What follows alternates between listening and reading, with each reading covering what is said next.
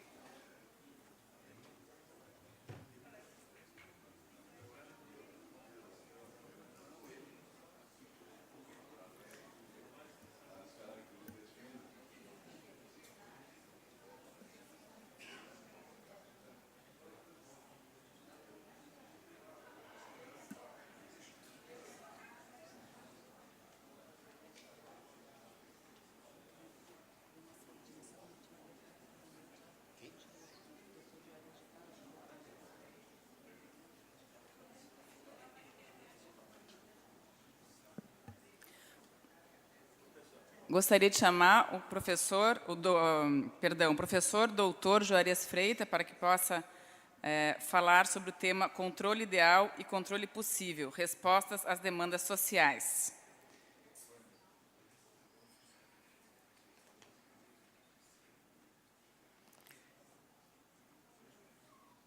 Para conduzir os trabalhos da palestra, o Procurador de Justiça José Galvani Alberton, e eu vou ler rapidamente um breve currículo dele aqui. É formado em Direito pela Universidade Federal de Santa Catarina, especializou-se em Direito Constitucional aplicado pelo CESUSC em 2001.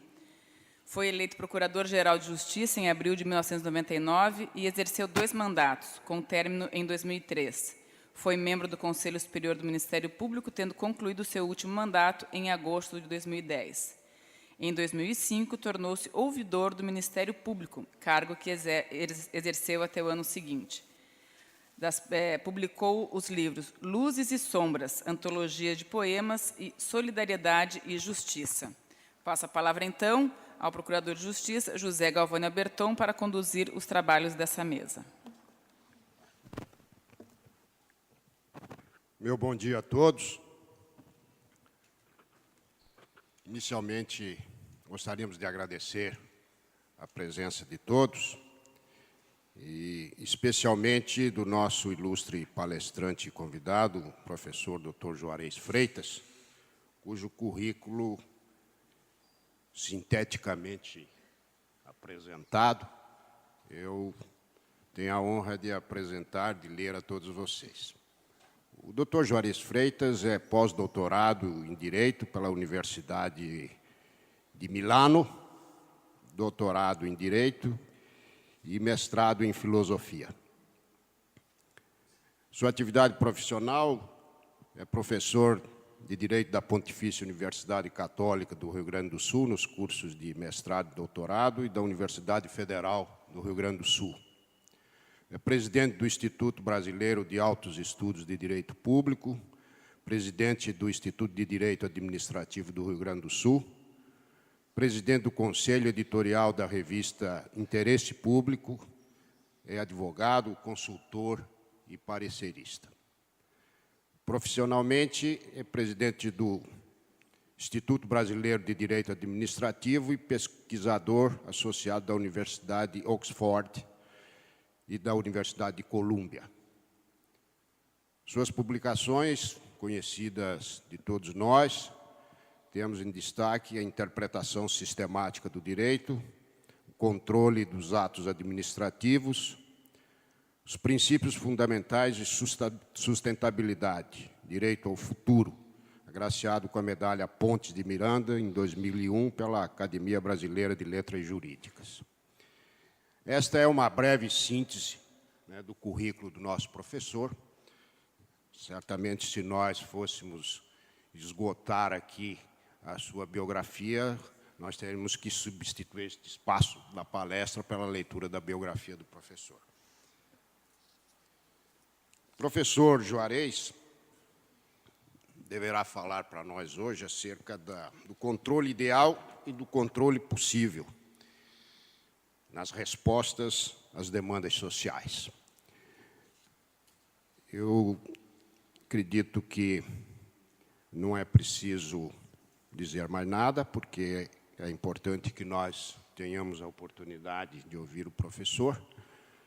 Segundo o regulamento que me foi entregue, o tempo dessa nossa palestra total será de 1 hora.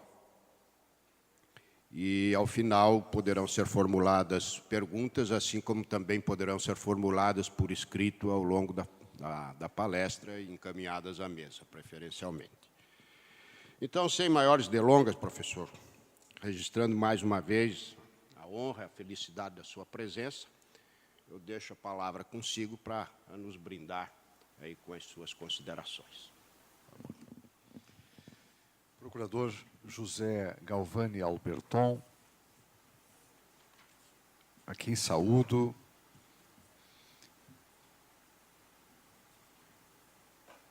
Ao nosso anfitrião, presidente Salomão Ribas, nessa pessoa encantadora, não importa se é em direita, esquerda, onde ele estiver, é um ótimo amigo. Eu queria agradecer a todos que me recebem tão magnificamente aqui nesse simpósio internacional sobre crise de representatividade. E ainda mais mencionado a minha satisfação, porque este evento está encartado nas comemorações do aniversário do nosso, se me permitem, esse nosso, em termos afetivos, do nosso Tribunal de Contas de Santa Catarina. Senhoras e senhores, o que seria um controle ideal e o que seria o controle possível?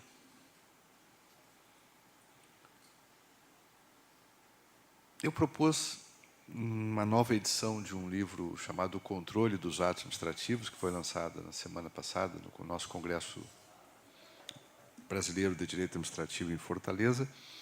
Eu propus, nessa 5ª edição, exatamente um controle que tem um ideal regulador e, ao mesmo tempo, apontando no livro caminhos viáveis, possíveis, plausíveis. O controle ideal é aquele que, de alguma forma, se estabelece de maneira dialógica, participativa, preventiva, ou seja, que acontece antes dos eventos danosos. E é um controle ideal aquele que faz o que os americanos chamam, em matéria de direito administrativo da regulação, que se aplica aqui ao tema do controle, um controle de benefícios líquidos. Eu vou explicar isso na sequência. Esse é o controle ideal. Né? E é o controle ideal aquele que faz um controle de eficácia e eficiência. E é um controle ideal aquele que se faz compreender pela sociedade. Esse é o controle ideal. E o controle possível, vamos ver algumas características que eu penso que nos próximos 5 anos, né, que já é um pensamento estratégico no Brasil, os tribunais de contas no Brasil podem adotar. É sobre isso que eu quero falar. Quero aproveitar este momento de aniversário do Tribunal de Contas e este momento que se fala de crise de representatividade para sugerir alguns itens que eu considero extremamente importantes para as Cortes de Contas no Brasil nos próximos 5 anos. Eu poderia ousar e falar nos próximos 25, né? Esses dias eu dei uma conferência sobre os 25 anos da Constituição e os próximos 25. Isso é uma ousadia intelectual. Mas, na verdade, 5 anos está razoável para o pensamento estratégico. Está ou não está? Muito bem. O primeiro ponto é que eu penso que os tribunais de contas e o controle externo, e não só ele, também o controle interno, e também o controle jurisdicional, cada um de um modo, precisa ser, sobretudo, um controle de políticas públicas.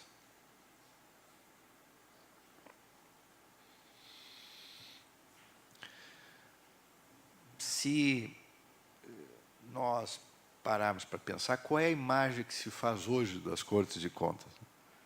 Cuidam de procedimentos formais. Eventualmente fazem auditorias operacionais, embora a grande maioria da população não saiba disso, né?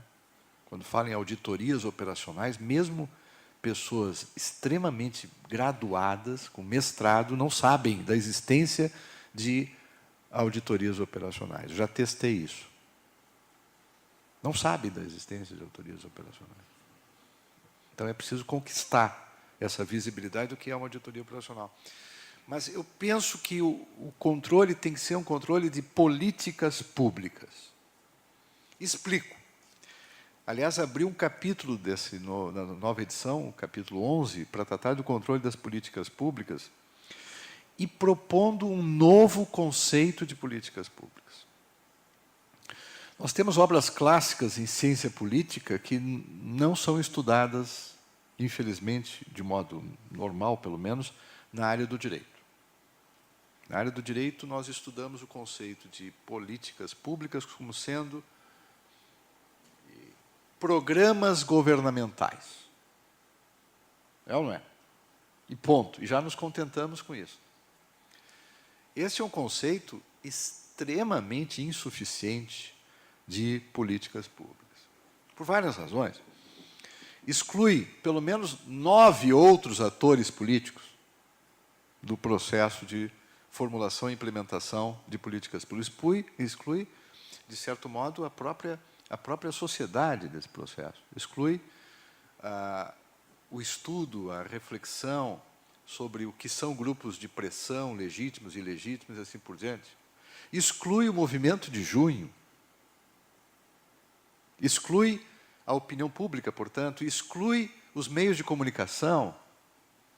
Não é assim que se faz uma boa conceituação de políticas públicas. Essa é a visão tradicional.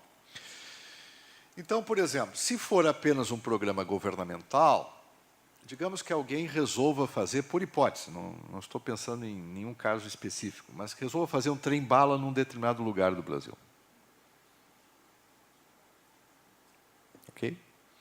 A visão tradicional de política pública é que esta é uma questão de governo. O governo decide fazer aqui ou ali o trem-bala. É uma questão de estratégia de governo. E cabe ao Tribunal de Contas verificar se não houve superfaturamento, se o edital está bem feito, etc, etc. Ok? Não que esse trabalho não seja relevante. O exame do superfaturamento no Brasil, sob certo aspecto, paga algumas vezes todo o custo que se tem com os tribunais de contas no Brasil. Não é? Dá para fazer isso, essa mensuração é possível de fazer. Mas não é aí que está o problema do Brasil. A questão é saber, esse trem-bala, esse traçado é correto? Existe alternativa melhor para o trem-bala, mais econômica? Em lugar de trem-bala, deveríamos investir em trens em outra região? Não vai haver aqui um problema com a ponte aérea? Esse tipo de meditação tem que aparecer onde? No controle da motivação do projeto do trem-bala. Não é assim, eu vou fazer um trem-bala. Vai fazer um trem-bala por quê? Esta sindicabilidade da motivação, que o Ministério Público pode também controlar, né? Para isso ele tem ações civis públicas importantes. A sociedade pode controlar? Pode, pela ação popular, pode. Mas os controles, o controle externo e o controle interno deveria ser, a meu juízo, uma referência obrigatória e dizer o seguinte: olha, esta obra talvez não seja prioritária, não aí. Não nesse momento. Quem sabe o mais importante é terminar Norte-Sul, por exemplo.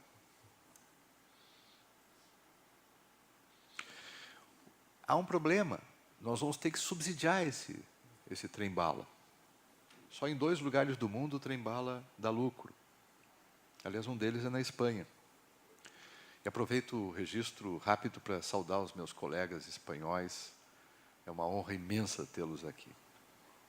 João Antônio, especialmente, fazia tempo que eu não encontrava, Dom Nicolas, enfim, todos os colegas presentes. Mas, fechado o registro, estas considerações hoje são estranhas, são alienígenas, são extravagantes. Normalmente, qual vai ser a reação? Isso não é matéria nossa. Isso é matéria de mérito administrativo, é juízo de conveniência, oportunidade, isso é matéria política, para isso eles foram eleitos. Eles não foram eleitos para tomar decisões arbitrárias, eles foram eleitos para cumprir pautas constitucionais da melhor forma possível. A rigor, nós deveríamos eleger aqueles que são mais eficientes e eficazes no cumprimento de objetivos que não são deles, que são da Constituição. A Constituição tem prioridades. Se alguém tem dúvida, leiam, por exemplo, o artigo 227 da Carta. Ali se fala em absoluta prioridade para a criança, para o adolescente, para o jovem. Absoluta prioridade. Então, alguém que diz que não existe uma hierarquização prévia na Constituição quer fazer a hermenêutica do direito livre. Não, existem algumas hierarquizações que têm que ser respeitadas na Carta.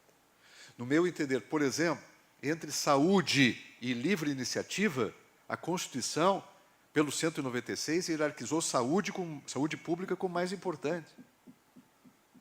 No meu entender, saúde é mais importante. E é por isto que eu defendo a constitucionalidade do artigo 7º, inciso 15 da lei da Anvisa, que a indústria da doença está atacando agora no Supremo.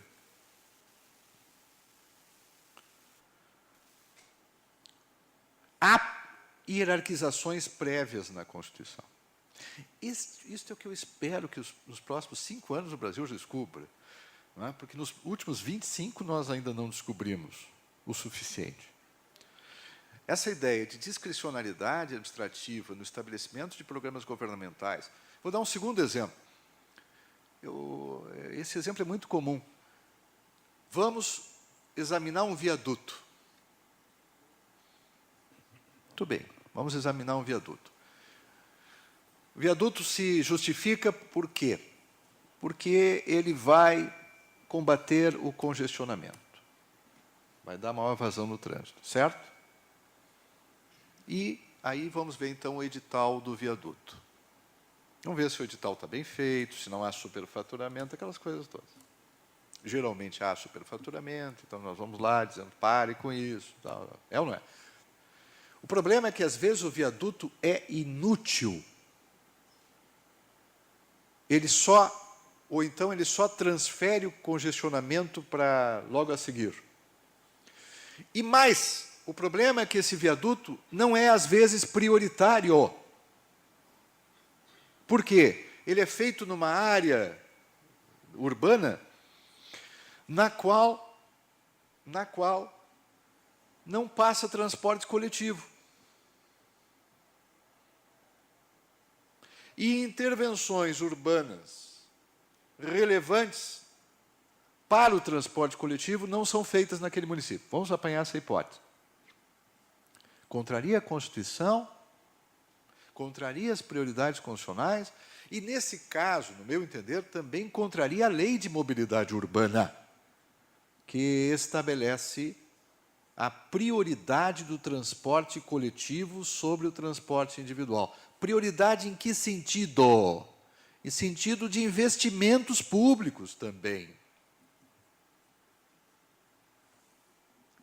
Terceiro exemplo. Empréstimos públicos.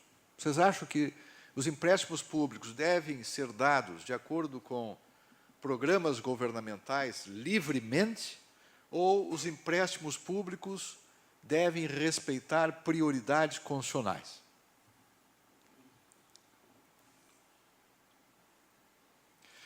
Eu faço essa pergunta porque eu estou realmente impressionado com o número de debates no Brasil que não são feitos com base em evidências. Eu defendo uma argumentação jurídica baseada em evidências. E o que nós perdemos tempo com debates fúteis e frívolos? Por exemplo, há muitas pessoas preocupadíssimas com que... Ainda semana passada, eu encontrei uma querida amiga, por delicadeza não vou mencionar o nome, uma grande administrativista, ela estava preocupadíssima e até ela disse que seria o tema da conferência dela. Eu disse, eu ponderei, não faça isso. Não estraga a tua conferência com essa observação. Ela está preocupadíssima, sabe com o quê? Que o Brasil possa quebrar pelas decisões judiciais que mandam pagar remédios de uso contínuo. Gente, não há a menor possibilidade de o Brasil quebrar por causa disso. É só olhar os números. No entanto, ela não sabia, eu expliquei a ela, que nos últimos 5 anos o BNDES emprestou, subsidiadamente, 840 bilhões de reais. Ela não sabia. Mas ela não sabia mais. Ela não sabia que nos últimos 4 anos e pouco, o Tesouro deu para o BNDES cerca de 500 bi. Injetou lá. E o Tesouro remunera títulos públicos para captar esse dinheiro, hoje na casa dos 10%. E o BNDES empresta 5%, 6%. Já perceberam que tem um problema aqui? Quantas bolsas família dá só nessa diferença, gente? Quantos remédios de uso contínuo dá para 10 gerações de remédio de uso contínuo aqui? Dá até para tratamento nos melhores hospitais dos Estados Unidos, aqui, para boa parte da população. Mas o mais grave não é isto. Dizem, isso está sendo investigado, que o BNDES paga para a União dividendos importantes, bilionários, para fazer o superávit primário. As agências de risco estão ameaçando diminuir o rating do Brasil, que para nós seria uma tragédia. Você sabe por quê? Porque esse pagamento de dividendos é feito com o dinheiro do Tesouro. O dinheiro do Tesouro entrou lá, paga dividendos para cá, lança como lucro aqui, fecha a conta do ano lá e fica o buraco lá para adiante. O nome disto científico é contabilidade criativa.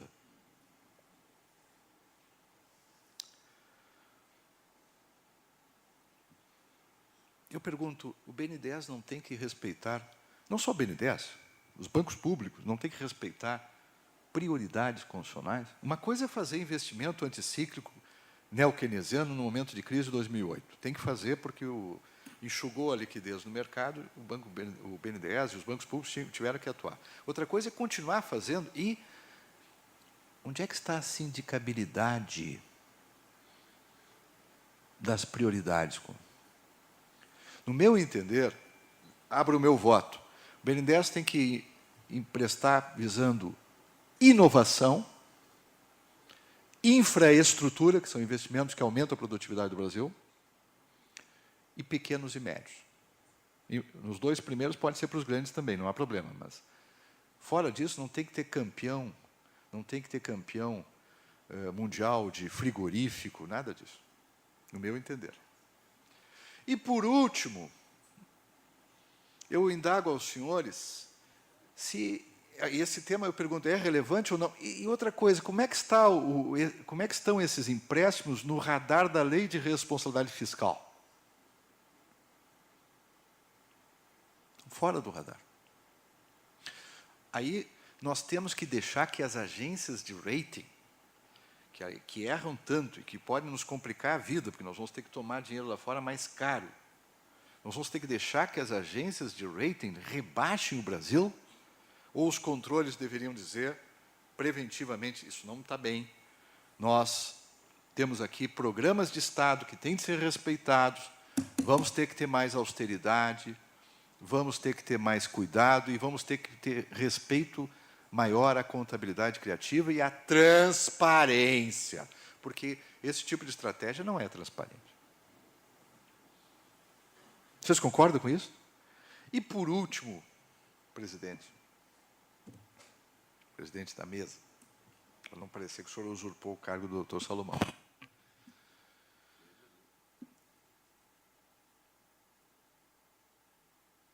Eu pergunto a vocês, será que a realização de uma licitação pública não tem que começar por uma pergunta que é uma pergunta de políticas públicas também, mas que é uma pergunta de economicidade? Esta licitação é necessária? Quantas vezes eu vejo... Alô?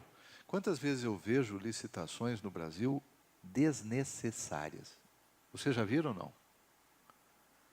Às vezes a administração pública tem o bem e nem sabe que tem o bem, porque também nem se deu o trabalho de pesquisar para ver se tinha o bem.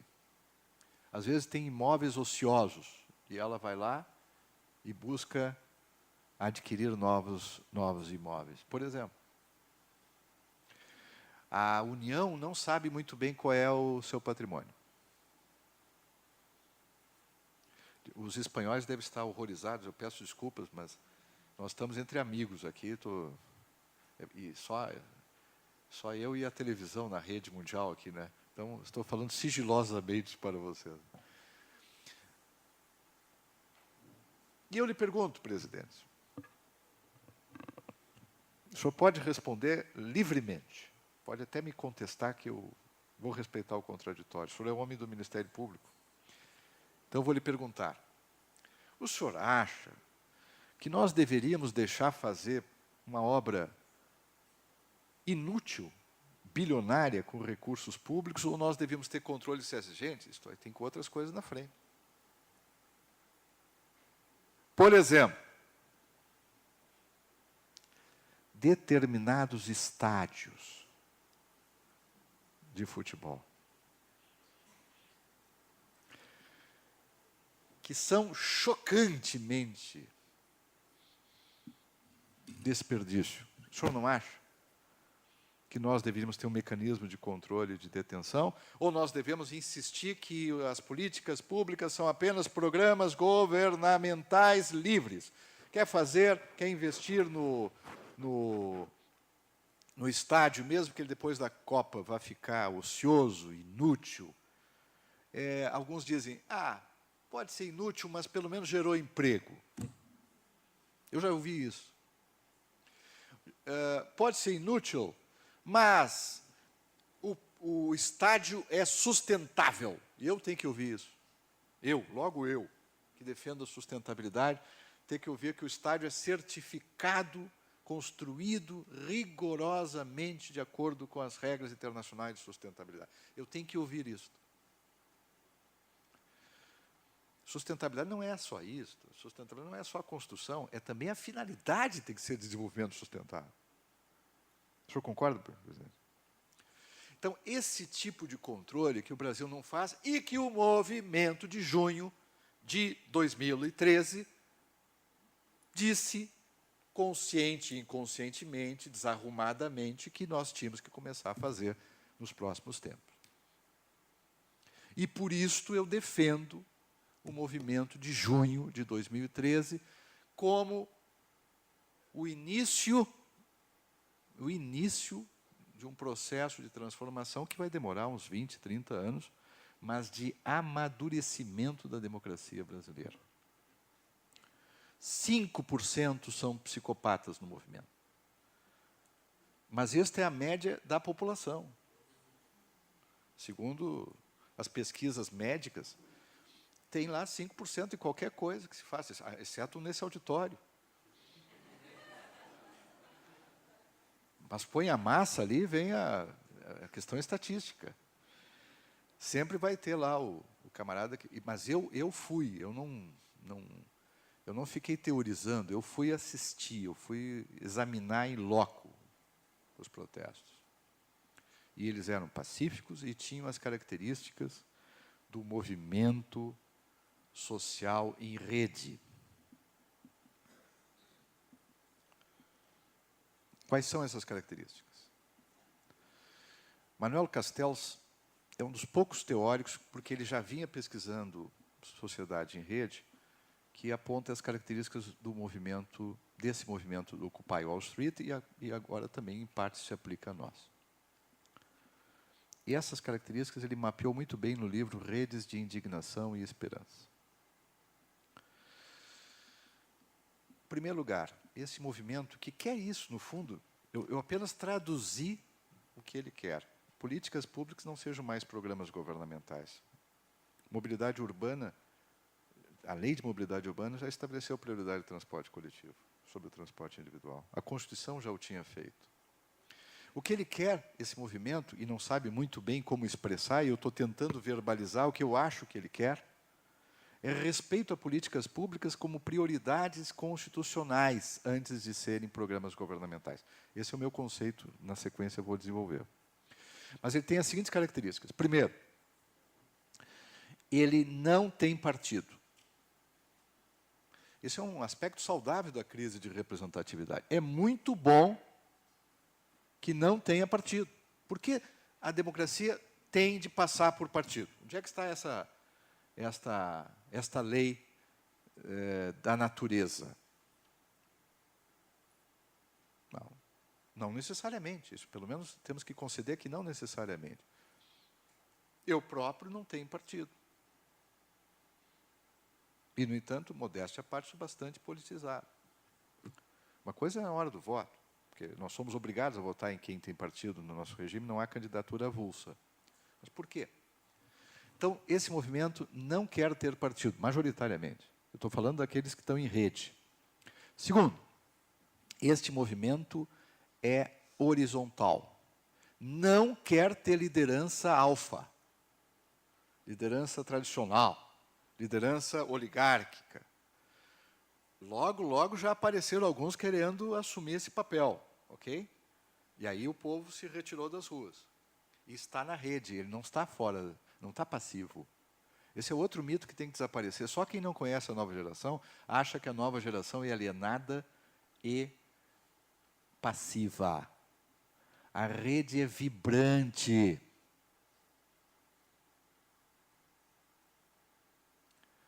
Tem de tudo na rede. E tem gente extremamente capacitada e atenta. Terceiro, além de horizontal, esse movimento que pode, indiretamente, provocar também um incremento de representatividade lá adiante, mas que é parte de um processo de democracia direta ou participativa que pela nossa Constituição, artigo 1º, tem que coexistir com a democracia representativa. A nossa Constituição quer as duas convivendo. Ela não quer só a democracia representativa, ela quer a democracia representativa e direta. Está no artigo 1º, observem bem. Ela quer as duas funcionando. Terceiro ponto é, ele não é violento. Por definição, um movimento esse não pode ser violento. E vocês reparem, 5% só ação de desvio padrão, está dentro do previsível. Não é violento. E o quarto, que é o mais chocante, e eu concordo com essa caracterização, não tem uma pauta definida. Esse é o melhor do movimento. O movimento existe como movimento, e, portanto, ele não tem uma pauta rígida, senão ele viraria partido. Gente, horizontalidade, não corporação,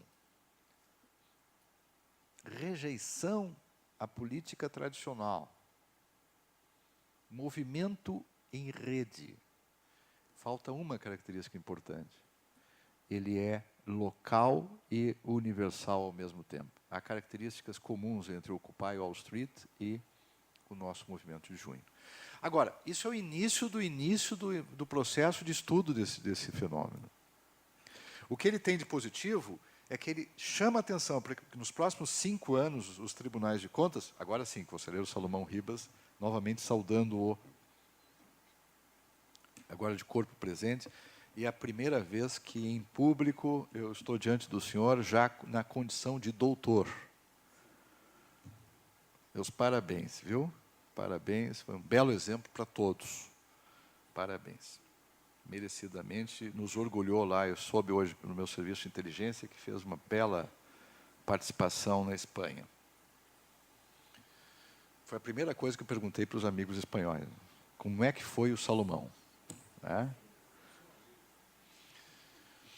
Mas, muito obrigado pelo convite, é uma honra estar na nossa casa, uma honra estar na nossa casa, ainda mais no aniversário da nossa casa.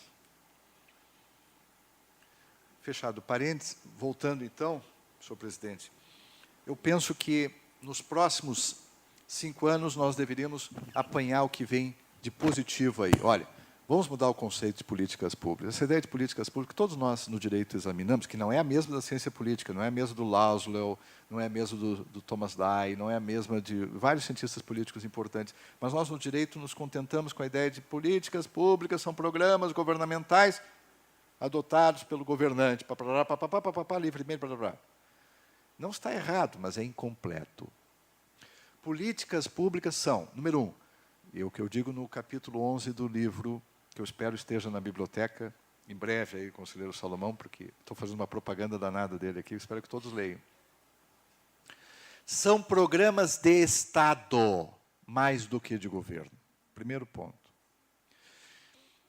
E que tem de necessariamente de ser formulados e implementados, aí sim, pela administração pública, com articulação de meios estatais e sociais. Não se pode excluir os outros atores políticos além do governo. Visando a, tem esse visando a importante, dar efetividade às prioridades, não do governante, não do secretário ABC, não dos ministros, 39, mas da Constituição. Então, programas de Estado, mais do que de governo, que articula de modo eficiente e eficaz meios estatais e sociais para, mediante formulação e implementação que também vai se dar no campo da regulação, alcançar o cumprimento de prioridades constitucionais. Muda por inteiro a ideia de discricionalidade administrativa. E aí todas aquelas questões que eu formulei, obra na Copa passa a ser sindicada, o trem-bala, para saber se tem outra prioridade. E não é para atrapalhar o governo, não é para incomodar o governo, é para auxiliar o governo a ter discernimento sobre quais são as prioridades constitucionais. E estas prioridades constitucionais são vinculantes. A prioridade do transporte coletivo é vinculante, precisamos ter consequências disso. A prioridade de empréstimos públicos subsidiados para áreas estratégicas, como infraestrutura e inovação, antes de áreas que não são estratégicas. Essa é uma prioridade vinculante. E não pode ficar solta. A lei de responsabilidade fiscal não pode ser afastada do radar desse tipo de controle. A prioridade em atendimento de criança, idoso e jovem é uma prioridade constitucional. Aliás, o 227, que eu citei há pouco, fala em absoluta prioridade. Não é preciso, com todo respeito, chegar até o Supremo Tribunal Federal e ele ter que determinar um município, mediante tutela específica, que instaure, crie um programa de atendimento a crianças vítimas de abusos sexuais. Isso já aconteceu. não vou mencionar qual município, por delicadeza, mas o Supremo, o relator foi o Celso de Mello, teve de dizer, não cabe discricionalidade administrativa, não cabe tampouco reserva do possível neste caso, e, com outras palavras, disso que eu estou dizendo, há obrigações constitucionais indeclináveis. A propósito disso, eu falei de passagem aqui, quero investir um pouco de tempo. Eu estou falando aqui sobre as prioridades dos próximos 5 anos, conselheiro Salomão, para os tribunais de contas. Estou sugerindo aproveitar esse momento afortunado, né, conselheiro Chiares, meu queridíssimo amigo, de fazer propostas. Então, eu já fiz algumas. Vamos aumentar a sindicabilidade. Não vamos mais permitir licitações insustentáveis. E a primeira pergunta sobre licitação, se ela é sustentável ou não, ela é necessária ou ela é para uma obra inútil? É uma pergunta básica. No fundo, é de economicidade. Agora, vamos retirar um pouco da abstração. E vamos tratar um pouco mais do exame de políticas sociais possíveis, concretas, hoje, que se aproxime do ideal regulador que eu propus no início. Idoso é prioridade ou não? O que os nossos tribunais de contas estão fazendo pelos idosos? Além da PEC Bengala, a proposta da PEC Bengala. O que os nossos tribunais de contas estão fazendo? Não. O conselheiro Salomão é um defensor de ideias novas em matéria de políticas públicas, por isso que eu aceitei tão de bom grado.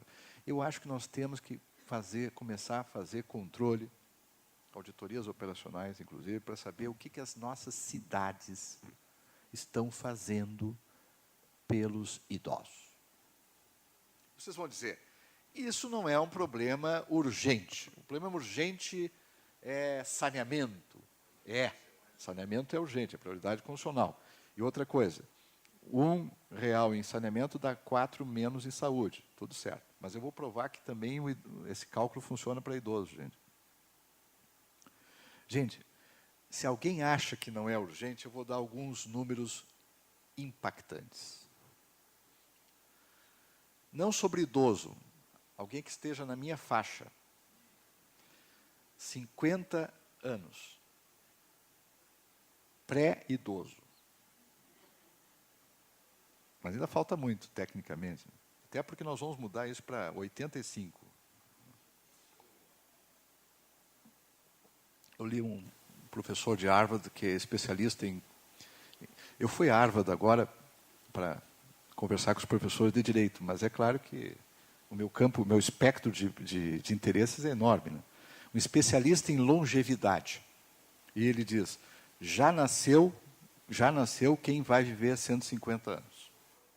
E eu vou dizer aqui, nesse auditório, 50% pelo menos tem ótimas condições de chegar aos 100 anos, entre os quais nós, é claro. E os outros 50% se cuidarem também. Isso é novo. Então, alguns números. Você sabe quantas pessoas o Brasil tinha em 2010, já tem mais agora, com mais de 50 anos? 38 milhões. Em 2050, que é logo ali, serão 98 milhões. Você sabe quantas pessoas tem de idosos? Mais de 65? 15 milhões. E em 2030, 30 milhões. Em 2060, 60 milhões. Se vocês acham que isso não é suficiente, eu nunca imaginei que eu fosse falar sobre idoso numa conferência no final do ano, né? Mas é que está na hora de falar de assuntos novos, emergentes. Direitos fundamentais, gente, com prioridades constitucionais. Examine o que a Constituição escreve sobre idoso. Não precisa nem ir ao Estatuto do Idoso, mas também deve ir ao Estatuto do Idoso. Agora temos o Estatuto da Juventude, que, aliás, no artigo 34, consagra pela primeira vez explicitamente o direito à sustentabilidade. Para minha alegria. Mas voltando ao idoso, e ao pré-idoso. Você sabe o que quer dizer isso, gente? Que nós, no Brasil, estamos rigorosamente despreparados para essa realidade. Nós ainda estamos vivendo inebriados pelo chamado bônus demográfico. O bônus demográfico vai só até 2025. O que é o bônus demográfico? Mais gente nativa do que menores e idosos. Nós estamos inebriados por isso. Um país cresce por força do bônus demográfico, só por esse motivo já tem uma tendência de crescimento. Não precisa nenhum esforço maior. O que nós estamos fazendo para os idosos? Eu vou dar um exemplo positivo. São Caetano do Sul. Não tem nenhuma relação política de qualquer espécie com quem esteja lá. Mas São Caetano foi eleito agora num ranking recente da revista Exame, a cidade que melhor cuida dos idosos do Brasil. Quais são os cuidados que eles têm? Eles têm atendimento psicológico individualizado para o idoso. É verdade que eles têm uma renda boa lá, uma renda média mensal de 6 mil. É uma renda alta. É um dos melhores IDHs do Brasil. Mas, o que mais? Atividade física para idoso, free. Nova York, nesse aspecto, está muito à frente de nós. Nova York é referência mundial nessa preocupação com os idosos. E nós, no Brasil, achamos que não existe isso. Temos medo de enxergar e o lado melhor da vida. Aliás, essa palavra idoso é uma palavra pejorativa, né? Nós temos que falar em pessoas maduras que estão... Vejam bem, uma pessoa que está com 50 anos, como eu estou com 53, eu tenho mais 50 anos de atividade intelectual. Com sorte. Portanto, aos 97 eu vou me aposentar e começar a viajar. Para saborear um pouco a vida, a pessoa precisa dar uma saída, né? Precisa descansar um pouco. Agora, presidente, o senhor acha que eu estou sendo muito... Com certeza. Olha, me cobre, hein? Eu estou trazendo esse assunto porque, primeiro, para distender um pouco, segundo, porque eu acho que nós estamos olhando o lado do idoso como patológico. É um mercado fantástico de poupança, e não é só para turismo, não. E as pessoas têm que começar a se preparar para ter uma segunda carreira, ter outras atividades, ter voluntariado, e, principalmente, ter calçadas compatíveis, ter aquilo que São Caetano do Sul tem. Atividade física, agora um número impressionante, de saúde pública. Para cada R$1 que se investe em projetos de atividade física para adulto, se economiza 5 em área de saúde. Diminuiu lá tremendamente a hipertensão em São Caetano do Sul. Estou dando um exemplo positivo. Eu vi a lista dos 20 primeiros, achei uma cidade só de Santa Catarina. Então tem um potencial enorme de trabalho aqui. O que nós estamos fazendo pelos seres humanos brasileiros maduros, que estão no auge da sua produção, mas que começam a ter limitações físicas? Não cognitivas, propriamente, físicas. Nós não cuidamos. Olha, eu pesquisei na esfera federal, casa para cuidar de idosos pobres. Sabe quantas há no Brasil? Uma, no Rio. Nós fingimos que não existe. O brasileiro tem que aprender a assumir com maturidade todas as fases da vida. É ou não é verdade? E o controle de políticas públicas tem que começar a mostrar, olha, não estamos cuidando nem das crianças, que são prioridade absoluta, como com a Constituição, como de outra prioridade absoluta, que são os idosos.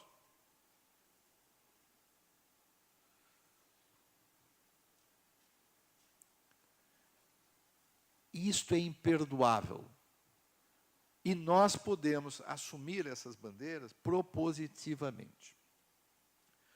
E, por último, eu quero falar sobre o controle de benefícios líquidos que eu prometi no início. O que é isto?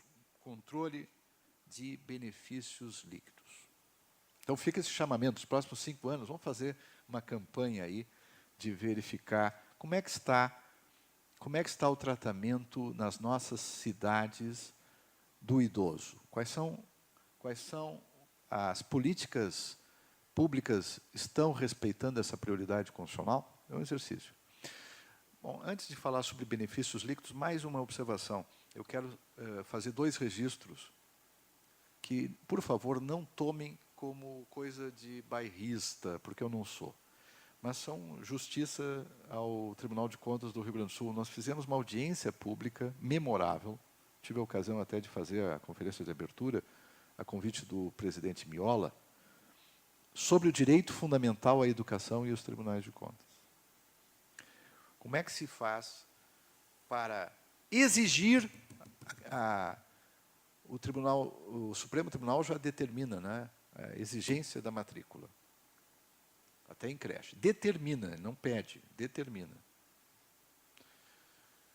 Mas como é que se faz agora para que as nossas crianças estejam em escolas de qualidade?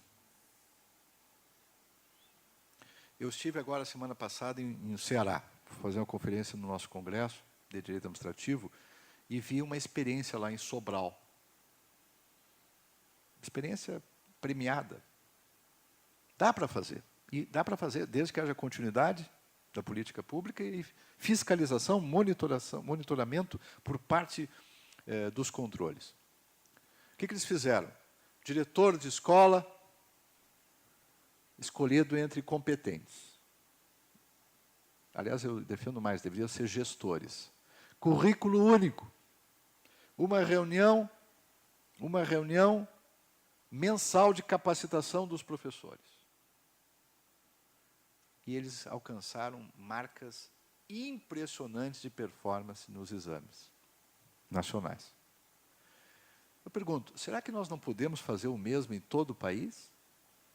O estado de Santa Catarina, que é um dos estados dos melhores IDHs, não pode cobrar mais isto e os tribunais de contas não têm que assumir essa bandeira, a bandeira do direito fundamental à educação? Ou nós vamos continuar achando que isto é matéria de programa governamental? Cada prefeito vai decidir se deve ou não deve investir em educação de qualidade. Ou nós vamos começar a dizer, o senhor tem obrigação constitucional e nós vamos começar a aferir, fazer auditorias operacionais que indiquem os rumos que o senhor deve tomar de acordo com experiências mundiais comparadas. E terceiro, antes de falar em benefícios líquidos, o controle tem que ser baseado em evidências empíricas, evidências. Não pode mais ser um controle formal, retórico, distante. Nesse aspecto, no MIT há uma moça, 40 e poucos anos, moça, chamada Esther Dufaux. Vale a pena vocês conhecerem o trabalho dela. Ela é guru do Bill Gates. O Bill Gates costuma consultá-la para fazer doações. E o que ela faz? Pesquisa empírica para ver o que funciona e o que não funciona em combate à pobreza. Eu pergunto, por exemplo, será que nós não deveríamos fazer isso em relação ao Bolsa Família? Que eu defendo, mas que tem alguns problemas. Por exemplo, já são 50 milhões de beneficiários, entre os diretos e os indiretos. É 1/4 da população brasileira. Só que nos últimos 10 anos, saíram 1 milhão e pouco só do programa. Quer dizer, algo não vai bem no programa. Por quê? Como é que se faz isso? Quais são os incentivos que nós temos de dar? Essa técnica de incentivos e pesquisa de campo, eu estou farto de argumentos especulativos, de palpites, não é? Farto. O Brasil já devia ter superado essa fase. Está na hora de argumento objetivo, baseado em evidência. Educação baseada em evidência. Saúde baseada em evidência. Controle baseado em evidência. Lá nos Estados Unidos falam em regulação econômica baseada em evidência. Aqui, o que está havendo ainda, historicamente, talvez pela dificuldade brasileira com a matemática, isso é um problema cultural. Né? As pessoas que não gosta de matemática, que odeiam matemática, certamente porque tiveram maus professores, não porque sejam tolos. Matemática é fascinante, mas tem que ser bem dada. As pessoas que odeiam matemática vão fazer direito. Em geral. É ou não é? Por que você está fazendo direito? Porque eu odeio matemática. Não. Nós todos tínhamos que ser bons, razoáveis, pelo menos, em matemática. Todos nós temos que ser interdisciplinares, conhecer economia, conhecer números, para não nos deixarmos engambelar. Eu dei esses números sobre empréstimos, vocês não conheciam, né? Mais de 800 bilhões em 5 anos e nós... Isso aí tudo está fora do radar. Então, nós temos que aperfeiçoar o nosso conhecimento científico. O Brasil precisa de investimentos prioritários em ciência. Em argumento baseado em evidência. E os tribunais de contas têm um corpo técnico notável para isso.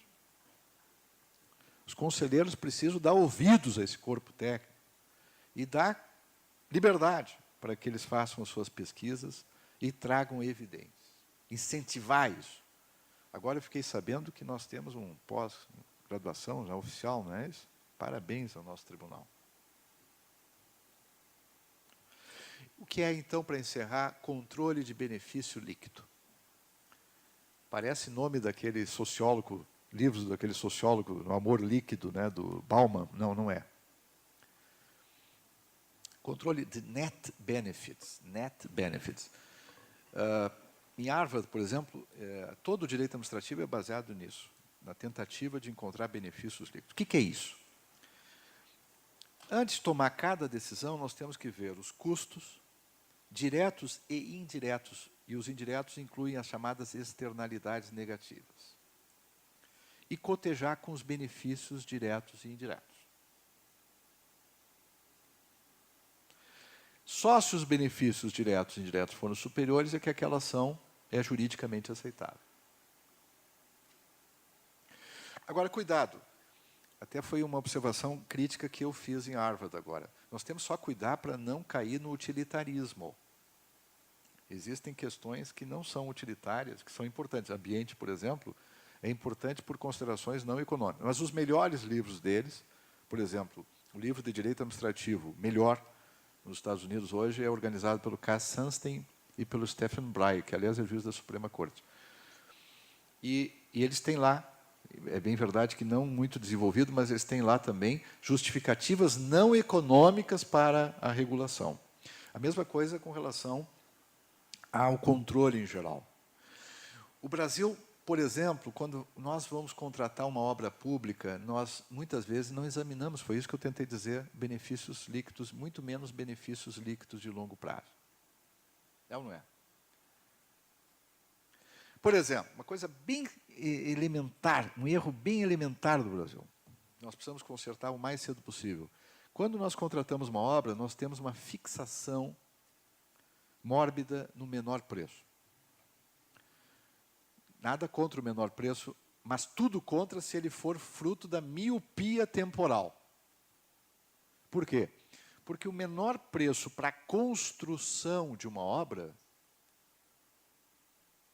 não quer dizer muita coisa se eu não levei em consideração o custo de manutenção daquela obra. Por exemplo, uma estrada pode ter a pavimentação, um menor preço, só que o pavimento é de péssima qualidade e dura até o final da eleição. Isso acontece no Brasil ou não?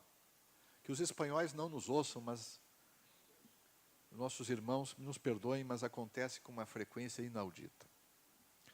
No meu entender, isso beira a improbidade administrativa. Aceitar isso. Beira. De tão grave eu considero isso. E às vezes é de propósito. Mas mais do que isto,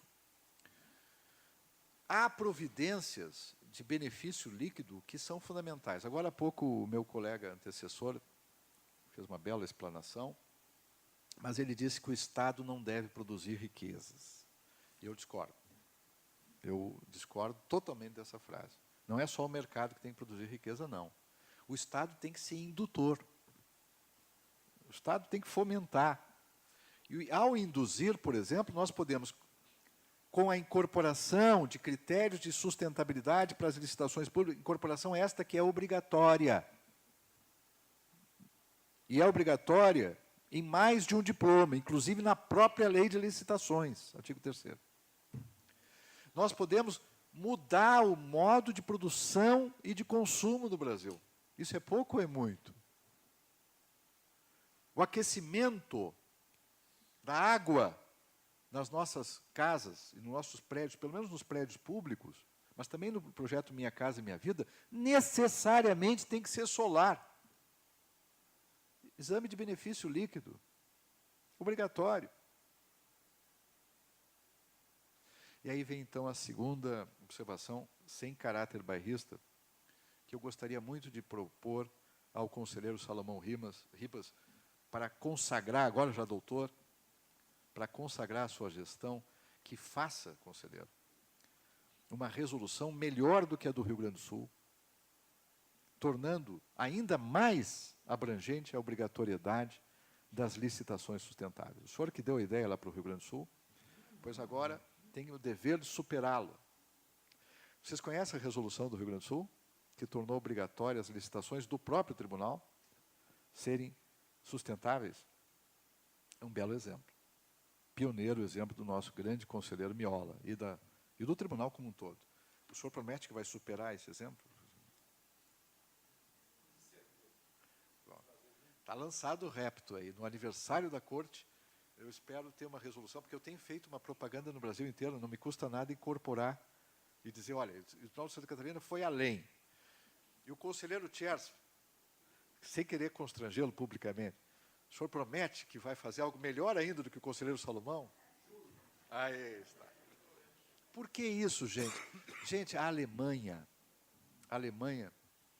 eu tenho grandes implicâncias com a doutora Merkel, mas eu tenho grande admiração pela Alemanha.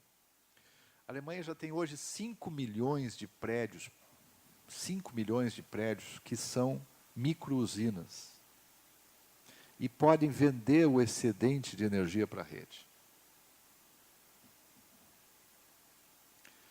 E a Alemanha não tem a matriz energética que o Brasil tem.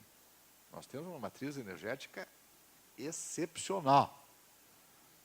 E, mesmo assim, eles decidiram que a sustentabilidade é a indústria do século XXI, junto com a inovação tecnológica.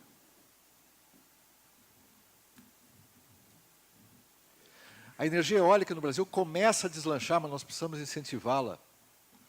E nós precisamos, ao realizar compras, não é só buscar maior eficiência energética, mas, por exemplo, merenda escolar. Vocês não acham que nós deveríamos cuidar para que a merenda escolar nos nossos municípios não fosse apimentada, entre aspas, por venenos de agrotóxicos completamente acima do que a Anvisa considera tolerável? Não, nem digo a OMS. O que vocês acham, gente? Esses dias eu ouvi uma pessoa absolutamente cruel dizer o seguinte: é bom que as nossas crianças já sejam envenenadas desde cedo.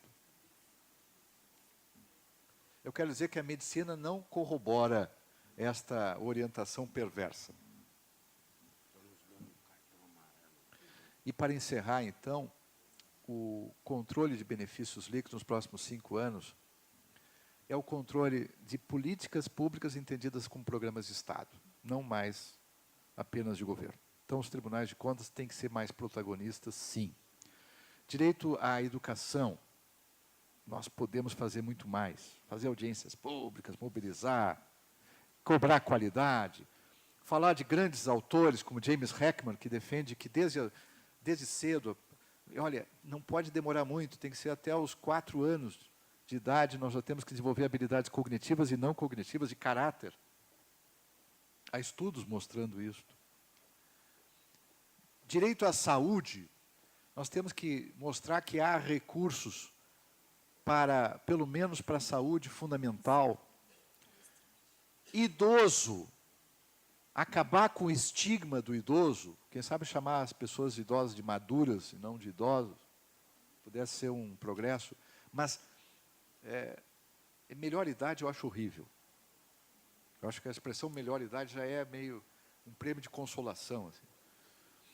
Não, é a idade que tudo começa a doer mesmo, né, conselheiro? O sujeito começa a ficar com dores e tal, mas é, ao mesmo tempo, a idade em que o cérebro está mais sábio. Comprovadamente. Mais capaz de frear impulsos e mais capaz de saborear a vida em profundidade. E, principalmente, eu tenho a impressão que nós temos de ter, nos próximos 5 anos, uma maior visibilidade do que são as auditorias operacionais. Maior visibilidade do que são as auditorias operacionais. E os tribunais de contas deveriam mudar a imagem que tem de os chatos. Infelizmente, houve uma declaração agora contra o TCU por falta de informação da presidenta. Não é? E o TCU teve que fazer uma nota ontem explicando quem paralisa não é ele, etc. Então, não é culpa da presidenta se ela não conhece o sistema. Nós é que temos que fazer com que ela conheça o sistema. E, para isso, assumir uma postura mais cooperativa, mais dialógica, mais protagonista, mais propositiva, mais de formulação de agenda. Essa ideia de que a agenda de políticas públicas é só para ser formulada pelo governante é que está errada. Programas de Estado, prioridades constitucionais vinculantes. É isto, conselheiro Antônio Joaquim, que eu também espero que a nossa Tricom assuma nos próximos 5 anos como bandeira prioritária. Nós não podemos deixar o Brasil cometer tantos erros sem que, pelo menos, as Cortes de Contas indiquem caminhos, salientem quais são as prioridades, mostrem exemplos. Eu trouxe aqui São Caetano do Sul, eu trouxe Sobral, exemplos viáveis, possíveis. Em matéria de merenda escolar, existe o exemplo aqui, no Paraná, liderado por Itaipu, né? Convenceram lá os 29 municípios, parte significativa dos 29 municípios, para fazer uma licitação de merenda escolar, já levando em consideração critérios de sustentabilidade. Então, renovando meus agradecimentos, renovando a minha confiança nesse Tribunal de Contas, que eu carinhosamente tomei a liberdade de chamar de nosso Tribunal de Contas, conselheiro Salomão. Eu tenho uma identidade muito grande, eu sei da seriedade do seu corpo técnico, do seu esforço, do esforço dos conselheiros, dos auditores substitutos de conselheiros, tenho queridos amigos, né, doutora Sabrina, dos auditores, e realmente eu sinto que aqui se pode fazer um trabalho de liderança nacional. Eu quero dizer que esse tribunal pode ser um case, né, que eu venha cada vez mais a citar em todas as minhas conferências pelo Brasil, como símbolo de uma nova maneira de controle, de sindicabilidade das políticas públicas, entendidas agora como prioridades vinculantes oriundas da própria Constituição. Muito obrigado.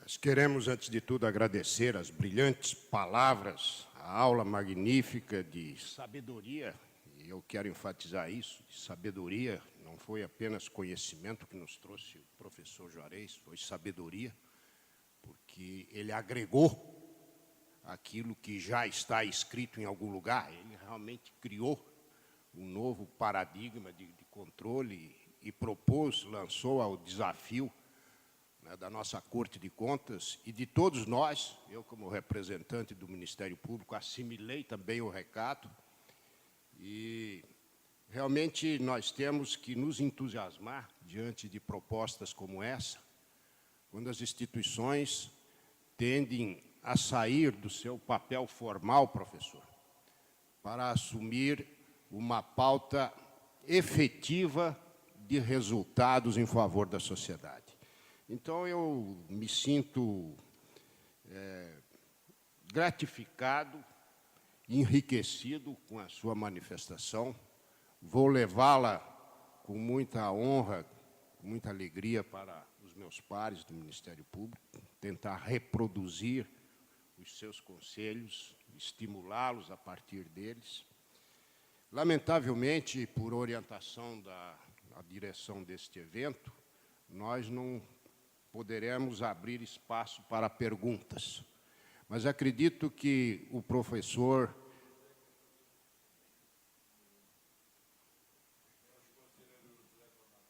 Muito bem.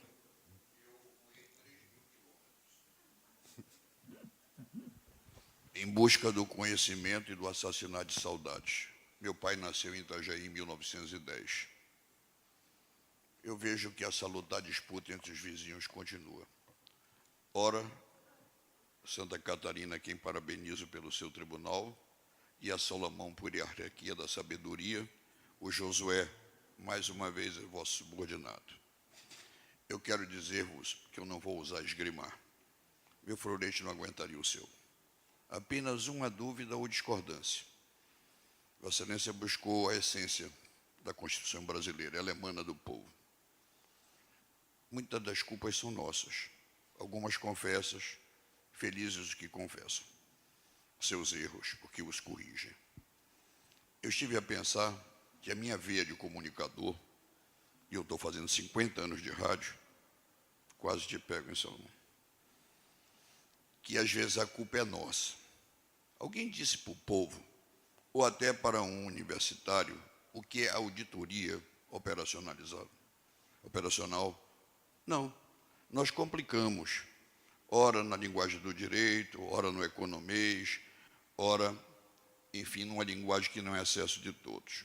No dia que disse assim, o tribunal vai auditar em loco, vai meter uma prego na parede, vai esperar uma chuva, vai sentir a comunidade, ou nós dissemos aos administradores, olha, você, governador, presidente da República, ou presidenta, como Vossa Excelência quer, não eu e nem o vernáculo, a senhora vai ser mãe de uma criança, ou o senhor vai ser pai de uma criança que o nome dele é povo. Lá na Constituição, tem que dizer que a senhora tem que exercer o poder em nome dele e da vontade dele. Esse recurso que a senhora tem, em primeiro lugar, é o seu pessoal, a sua inteligência, o seu leite materno. Depois você tem prioridade à vida e à saúde. E por aí vai. E muito obrigado pela defesa dos velhos. Vossa Excelência está na véspera. Eu já passei do outono, eu estou no inverno. Eu já estou com 67. Devo assumir a presidência nesse canto de cisne. Fique certo que o Amazonas tem no seu tribunal, e ali está meu colega de Lafayette escondendo, para mim não dizer a idade dele, o Monte Belo, lá do Colégio Batista, no Rio de Janeiro. O amazonense e nortista tem que aprender malandragem com carioca e levar lições do Rio Grande, nessa cidadania que Vossa Excelência, com conteúdo de inteligência, de talento, de bagagem cultural, de forma didática, sorridente, com o olho brilhando, me tirou do sono pela noite indormida. Muito obrigado. Fique certo de que, nesse campo, eu cito até o meu presidente Érico, o Júlio, o Pinheiro, nós estamos tentando compatibilizar a nossa filosofia da natureza amazônica com o nosso tribunal, nesse campo. Temos acessibilidade, Manaus é uma cidade que tem casa de idosos, nossas praças é pelos 2 prefeitos, um com mais de 70, outro véspera, tem cuidado da gente. Manaus, nesse aspecto, talvez cuide mais dos velhos do que das crianças, nem sei qual a mais prioridade. Eu acho que os velhos, porque estão mais perto da morte, não há pouco tempo para cuidar deles. Mas vamos falar da vida, falando do aniversário, saudando Santa Catarina, cumprimentando a todos, e não vou ter, meu querido promotor, nenhum erro de memória. Eu trouxe um jovem que deve estar com um gravador ligado, se não o tiver, não mais será promovido. Porque suas palavras têm que ficar gravadas, não apenas no coração e na sensibilidade, na inteligência, mas também com a vossa admissão de transmiti-la aos demais. E eu vos prometo, como fez o Rio de Janeiro, divulgar não apenas no tribunal, mas também no pequeno espaço que tem às 7h30 da manhã, porque a lei me proíbe de qualquer outra manifestação que não seja uma doação de amor, como suas lições fizeram salpicar de flores esse aniversário. Parabéns. A divergência na esgrima é só sobre a organização partidária. Talvez aí eu seja o PRI da origem partidária e não Vossa Excelência, que é a origem à cátedra. Muito obrigado.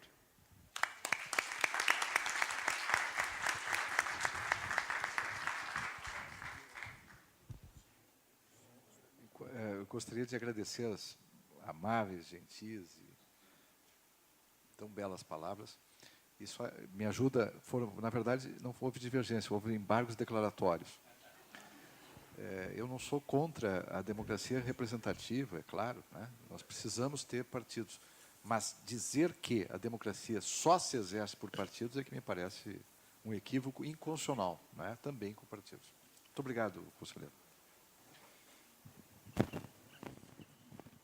Bem, nós temos até uma pergunta encaminhada à mesa, mas, em razão do adiantado da hora, de outros compromissos aí que estão na pauta do evento, eu vou tomar a liberdade de deixar esta indagação com o professor, e ele assumiu aqui conosco o compromisso de, na medida em que o indagante forneceu o endereço, ele se prontifica, obviamente, a prestar a informação e a resposta. Antes de encerrar, eu gostaria de, em nome do Tribunal de Contas, passar às mãos do nosso ilustre palestrante um diploma referente à sua participação neste evento e também um pequeno mimo da casa aí, em gratidão aí à sua presença, né, sempre no nosso.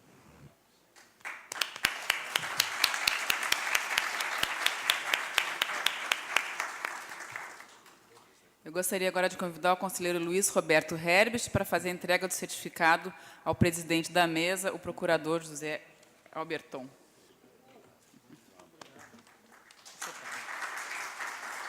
Nós temos um intervalo agora?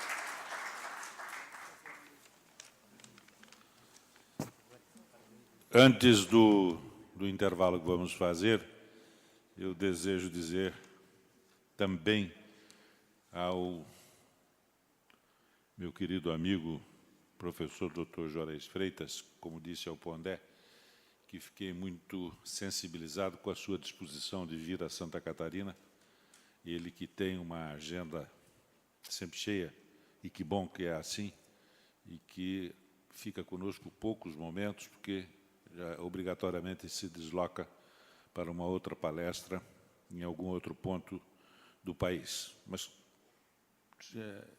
quero reafirmar o nosso agradecimento. E eu vou lhe passar às mãos uma minuta de resolução do Tribunal que dispõe sobre práticas e critérios destinados à defesa do meio ambiente e promoção do desenvolvimento nacional sustentável nas contratações de bens, serviços e obras públicas no âmbito do Tribunal de Contas de Santa Catarina.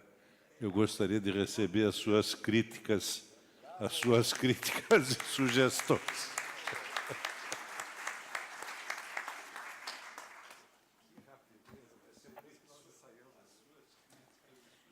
Senhores, teremos agora um intervalo de 15 minutos e, na sequência, retornamos os trabalhos com o painel Controle Social e Controle Público, Interação para a Efetividade e Credibilidade das Instituições.